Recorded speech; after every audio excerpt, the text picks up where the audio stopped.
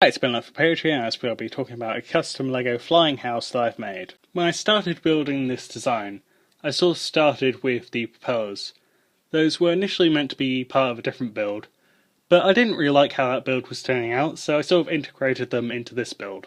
The main idea behind the three propellers is this one's sort of the main thrust, so that sort of pushes it upwards.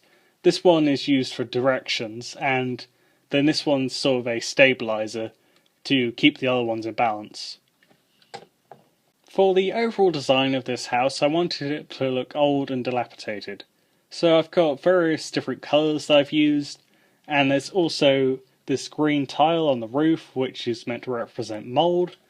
There's also a bit of brick that's sort of jutting out here, and there's a vine at the back along with a bit of discoloured wall. So those are just a few of the details that I added. There's also a couple of gears, there's one here, and that's meant to be part of the mechanism of this house. I think the part of this build that turned out the best was the roof, because I managed to get quite a bit of detail in here. There's the big chimney that's sort of where the smoke would come out of, and there's also the engine, which is the main power source for this flying house. I'm going to take that off so I can show some of the details of it.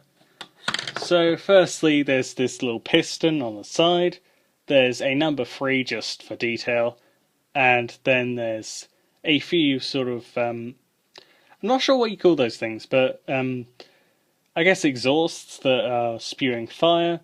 There's a few more exhausts on the top, and there's a gear and a vent. There's also a little bit of shaping around the side, such as this curved piece, this piece right here, and this sort of vent along here as well.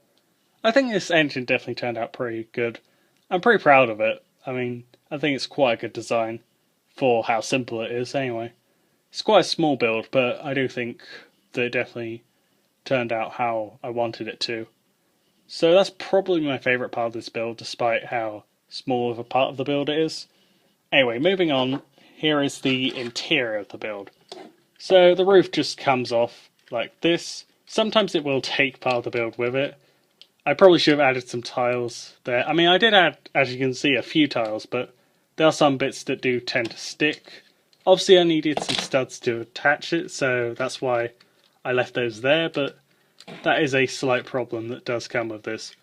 The interior is kind of simple. There's just a cooker with a frying pan on top, and there's a few knobs on the cooker as well. And then there's a seat. It's a basic seat, but I think it looks pretty good for the size it is. There's also the ladder, so you can climb up to the whole house. And then there's a little fence here, which also sort of acts as a window, although there is a window on this side as well. So yeah, basic interior, but I think, considering the exterior, this is good enough. That's it for this video. If you enjoyed this video, don't forget to like and subscribe.